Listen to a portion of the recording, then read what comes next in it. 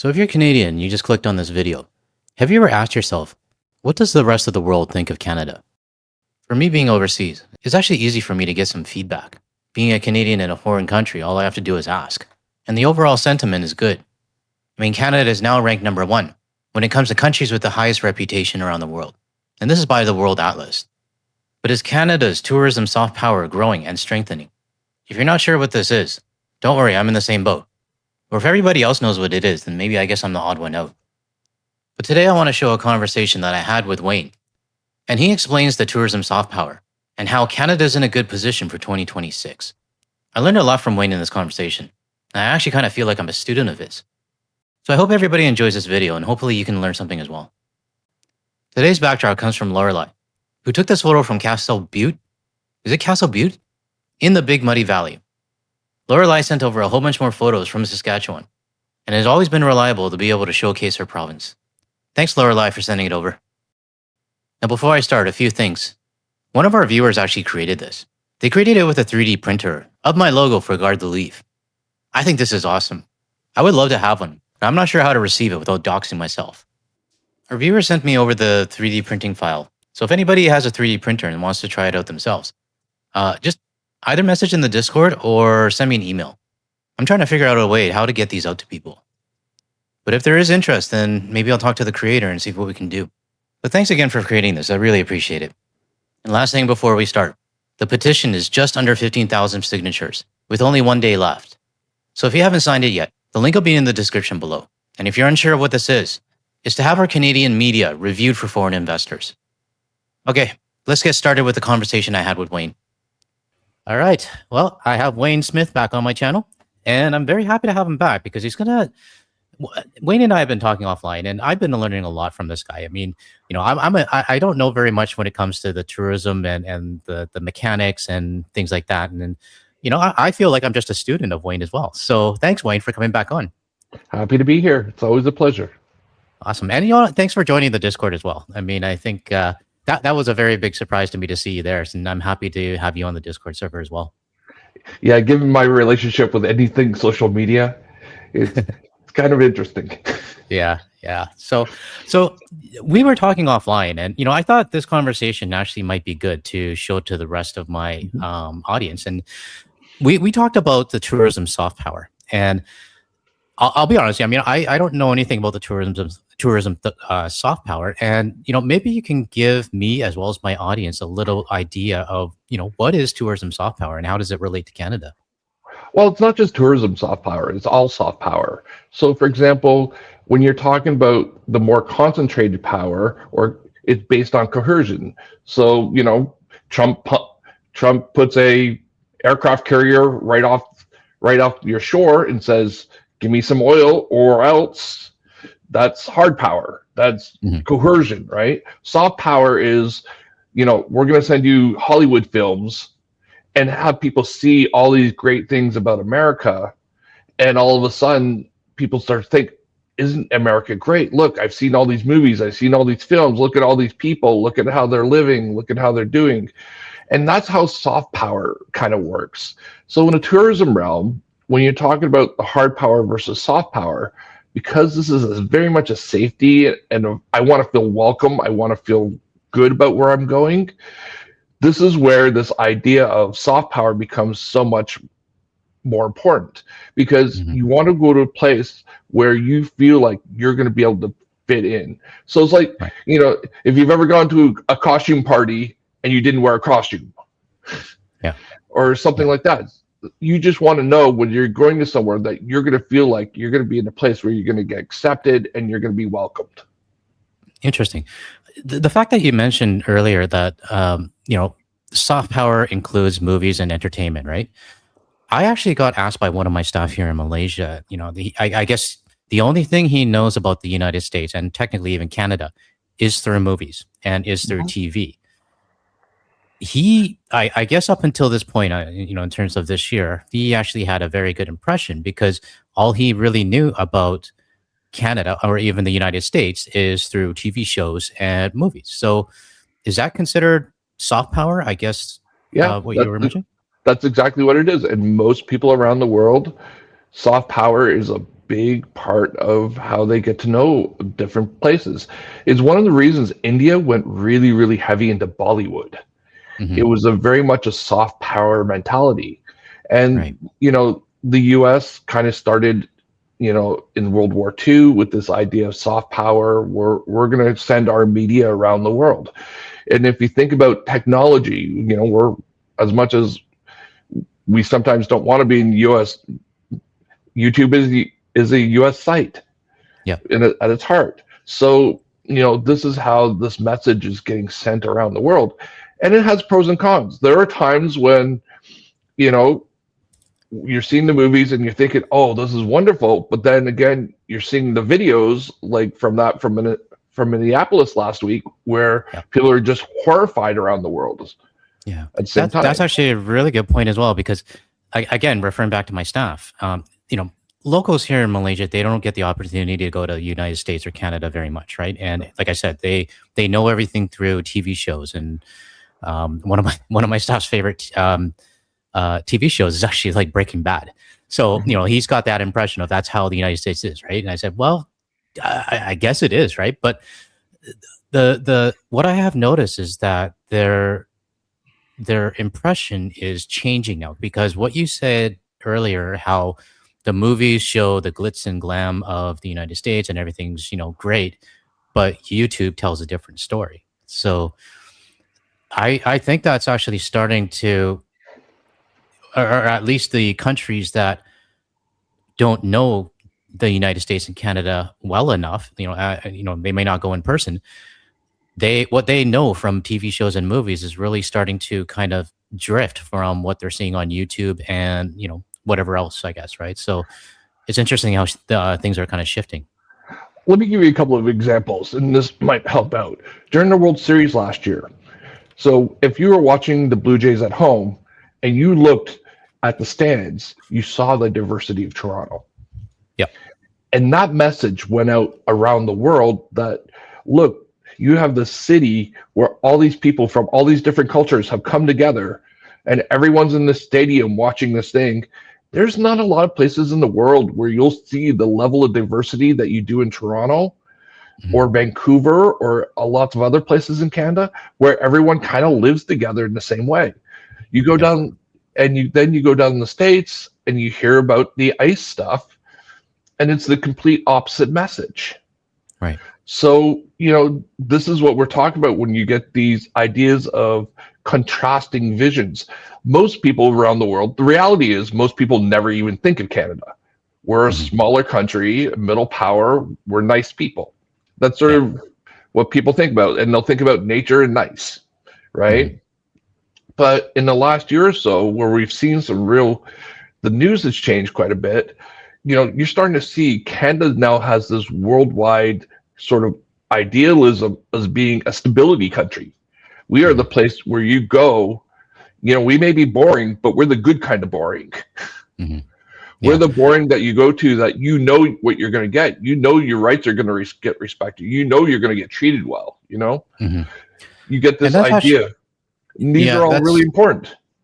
Oh, definitely important. And I had a first stint away before COVID, and it's actually it feels a little bit different this time, because whether I'm talking to my staff or whether I'm talking to contractors or vendors or whatever else for work, it's different when they hear me, because obviously, when the first time I talk to somebody, right away the instincts locally is, are you American, right?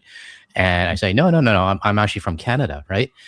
And I actually had one person saying, oh, Canada, the good country, right? I'm like, what do you mean by that, right? And they're like, oh, well, we kind of know what's going on over there, but and especially with what's going on in the U.S. and we see that the U.S. is not treating Canada properly. So you're from the staple country, I guess, right? So I've noticed that a lot more this time, being away, and whereas before when I was away, it wasn't really a hot topic, right? So I guess me being a Canadian overseas, and then once I tell people I'm from Canada, that comes up right away. They're, oh, good on you guys for standing your ground and being, I guess, the good country, right? So I am noticing that a lot more. So, well, and you're seeing it in business. So I'll give you a really easy business example.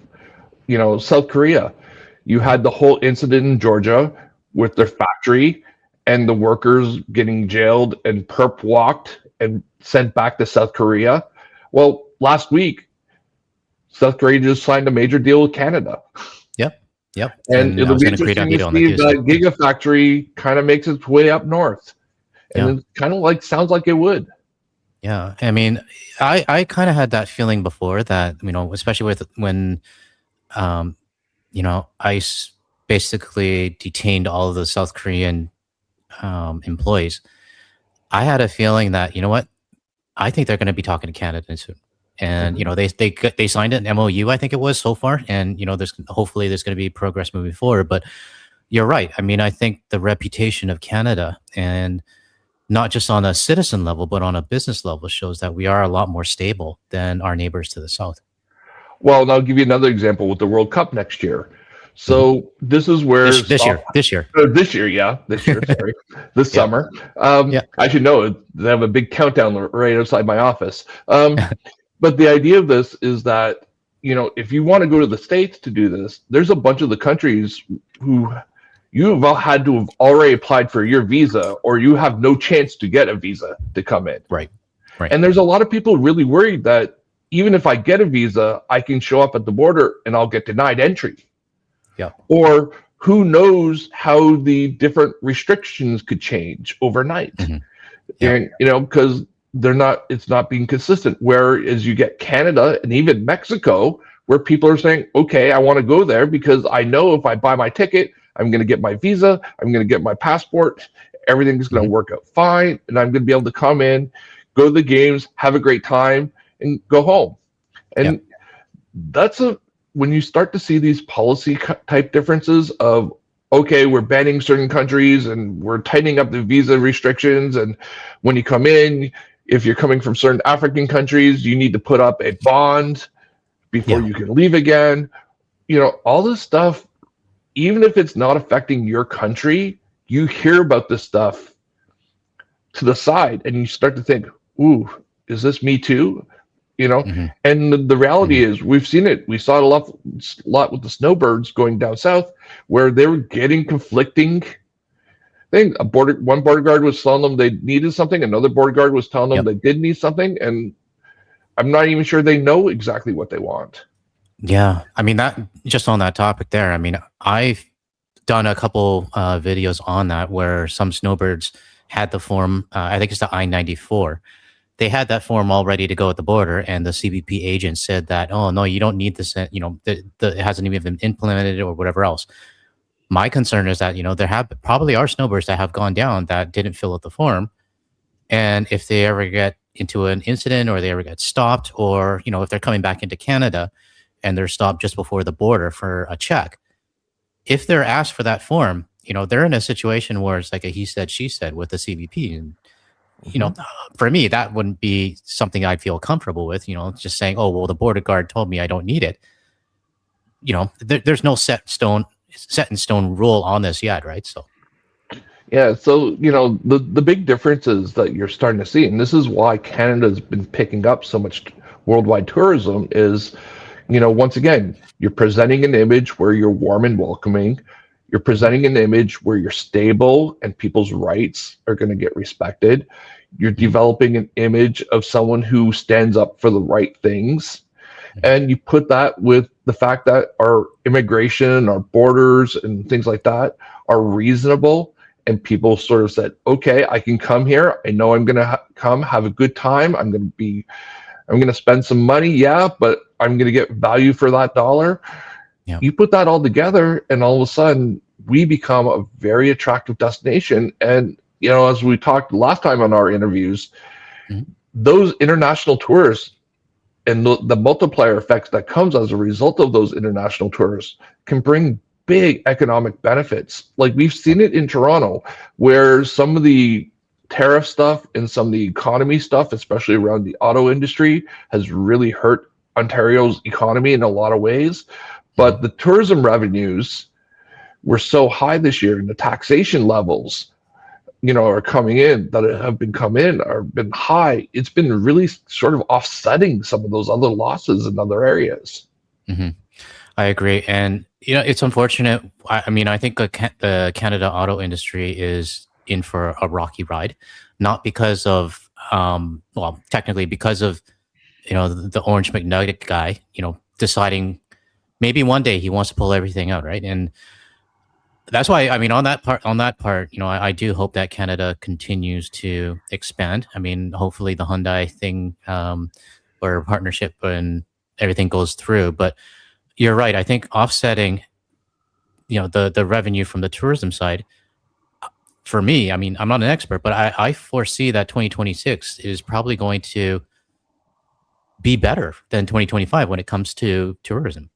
Yeah. Well, honestly, for the US, this should be one of the biggest years they've ever had because you have the Mhm. 250th anniversary. You should have the World Cup and heading Mhm. into the Olympics the next year. Yeah. So these are all like major things that should be drawing people from around the world.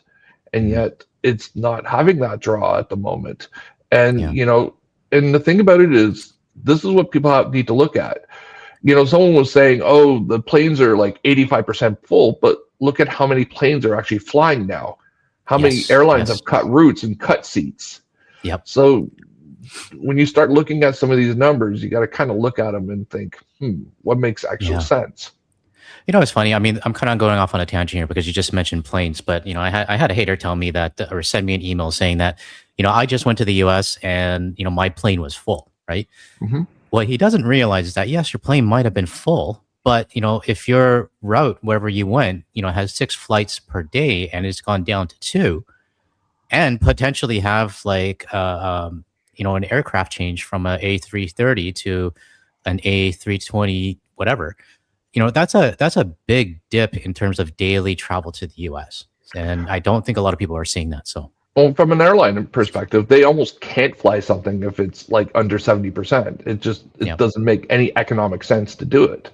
yeah, So what you'll see as soon as they see those things, they'll drop routes or they'll, like you said, change their plane size. And yeah, these are all things that the airlines are doing that make a lot of sense from their perspective. yeah, But it's also a case of, you know, it's gonna long term have a long term effect because you just can't add routes easily either. So yeah, this is one of the things. Like this is why destinations spend years upon years trying to get different airlines to fly routes. hmm, But as soon as those routes go away, it's hard to get them back. yeah. One of our viewers, YUL Spotter, sent me an email from Air Canada, and it was kind of funny because I guess they were showing all of their expansion routes for 2026, and it showed a map. I mean, there's a new flight to Sapporo, a bunch to Central and South America, Europe, but there's not a single new flight route to the United States, and it actually looks like a funny image. I mean, I'll probably show it, on the recording, but it just made me realize, there's absolutely no plans for expansion into the U.S. For 2026. So No, this is where the soft power stuff comes in. yeah, So, I just kind of how you're viewed and your image in the world matters a lot for the tourism industry. yeah, What Canada has done over the past year or two has really showed up to the world that this is a country that has ethics, that has values, that brings things forward that people believe in. And mhm, because of that, people are going to be willing to come visit us. And beyond that, people are going to be willing to do business with us. And yeah, people are going to be willing to work with Canada. And if need be, people are going to be willing to help defend Canada because mhm, we are seen as a place where just happens. yep, yeah. Justice is real. Hmm. So one question I have, I mean, I appreciate you explaining soft power to me because when I was chatting with you on Discord, I was like, "What?" But I totally get it now, right? So, and hopefully my viewers are, learn from this as well. But a question I have before we conclude this is that one of the things that happened last year, and I think it also contributed to the tourism numbers that we saw to the United States, but a whole year has passed, and there are a lot of people last year that went to the United States reluctantly, right? And I'll use my friend as an example. They went to Las Vegas for an event, but they really didn't want to go, and the only reason that they went is because they paid in 2024. So, and it was a lot of money for them to lose, right? And Mhm. I've had quite a few people email me, tell me the same. We went to, the United States, but we really didn't want to, but we're done, right? So, I guess my question for you is, considering the numbers of people that are not going already, and considering the fact that a lot of people went last year with, reluctantly, what do you predict for 2026? Given that we've already, had to go through a year of this crap. So, Well, it's going to be very economy driven. Mhm. So once again, if Canada's economy stays stable or even grows a little bit, Canadians are known for traveling. We like to travel as a culture. And Mhm. so we're seeing a lot of it. The Caribbean is doing very well. Mexico's doing very well. Japan's doing very well. Germany, the UK, and Portugal are doing very well with Canadians. So Mhm. we are still traveling, and the further you go, the bigger, and what you're talking about is booking windows. Mhm. The further you go, the longer the booking window is typically. Mhm. So Got if it. I'm going to Japan and I'm going to spend 2 weeks in Japan, I'm probably not booking that the week before. Yeah. I'm booking that 3 months before, right? Or 6 months Mhm. before. Whereas if I'm going down to, in my case, Niagara Falls or Buffalo, I can do that on a whim, right? Yeah. So, but what we're seeing the patterns being that of people have changed their behaviors Right. altogether. So, just like any other habit, once you break a habit, you tend not to go back to it. That's true. Yeah. I mean, So, if your normal thing was, let's go down to Buffalo this weekend to go see a Bills game, and you stop going to the Bills game, even when it sort of opens up again, you may not go back to that Bills game yeah, or that that's true. Seahawks game. Yeah. You just got into the habit of doing it. You got into the habit, let's go down to the outlet mall and go do some shopping and come back. Yeah. It's a day.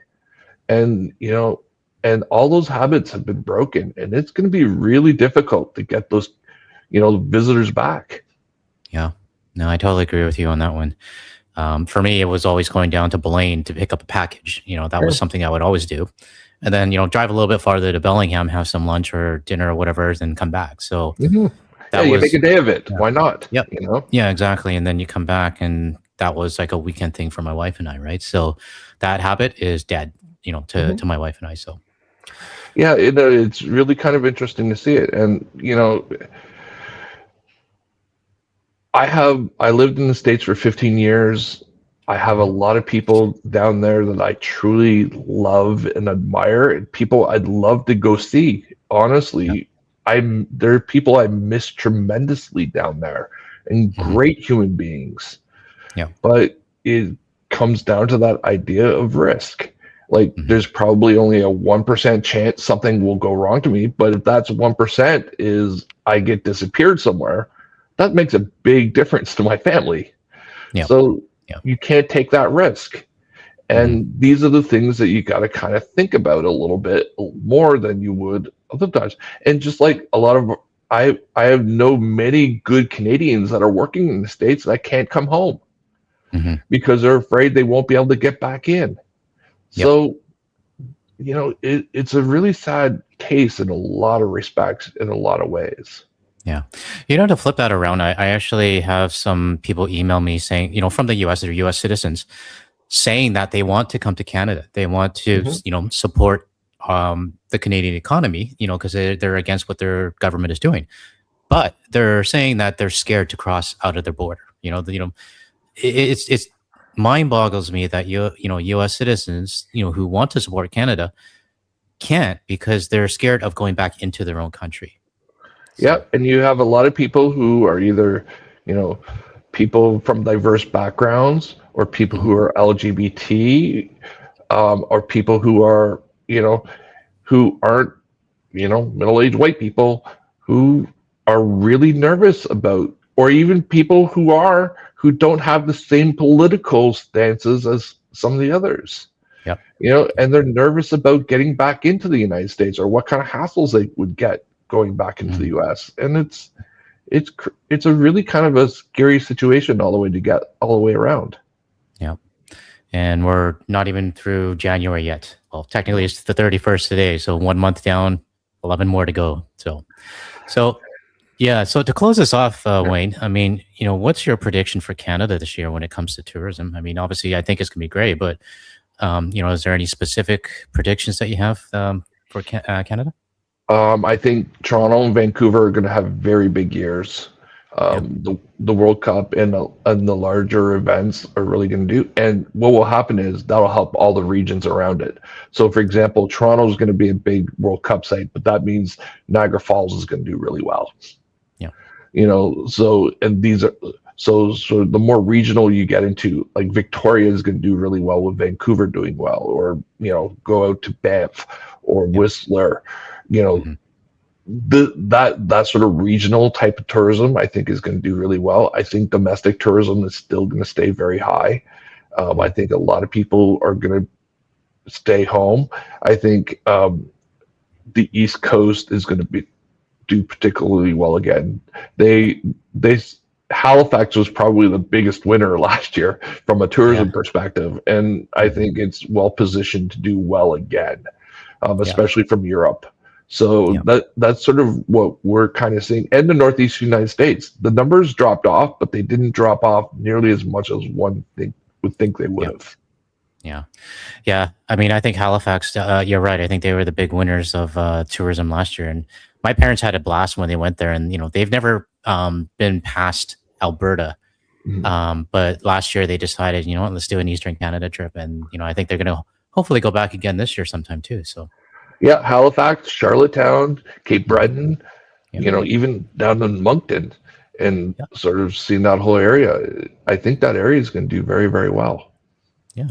Well, here's to Canada. And I'm doing what I can to overseas trying to promote Canada. And, when people ask me, what's Canada like? And I said, well, you can go to Vancouver, you can go to Toronto, and telling them everything I can. So I'm just doing my part to try to see if I can, get some information to people overseas about Canada. So, Yeah, it's one of the things about Canada people don't understand. You can be in the middle of an urban city and then mhm. within a few hours be in pure nature. Yep, You just exactly. can't find that just in a lot of places in the world, but you can Yep, here. yep, yep. Well, this has been a great chat, Wayne. And, I learned a lot about the tourism soft power. Thanks for clearing up my question marks in my head when I was talking to you on Discord. But I hopefully the audience also learned as well. And I think I agree with you. I think the tourism for 2026 is going to be a great year for Canada. So thank you, Wayne, for coming back. And let's do this again. If there's Yeah. any other topics that you feel come up or anything like that. And I actually thought about this a little while ago. Is that once I get going with my own live streams and stuff, maybe we can do a Q&A for the audience as well, in case they have any questions on the tourism side. So if you're It's open for it, you're fully invited.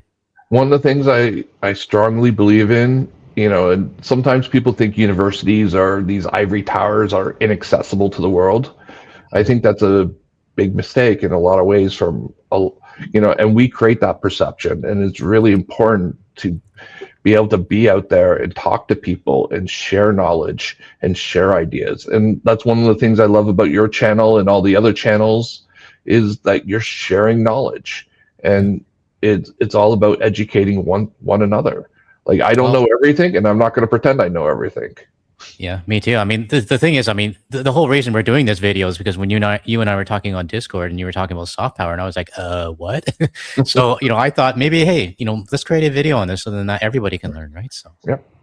yeah. So, yeah, let's do this again, and we'll chat with you on Discord. And I really appreciate you taking the time to meet with me and also to educate all of us as well. Happy to do so. All right. Thanks very much, Wayne. We'll talk again soon.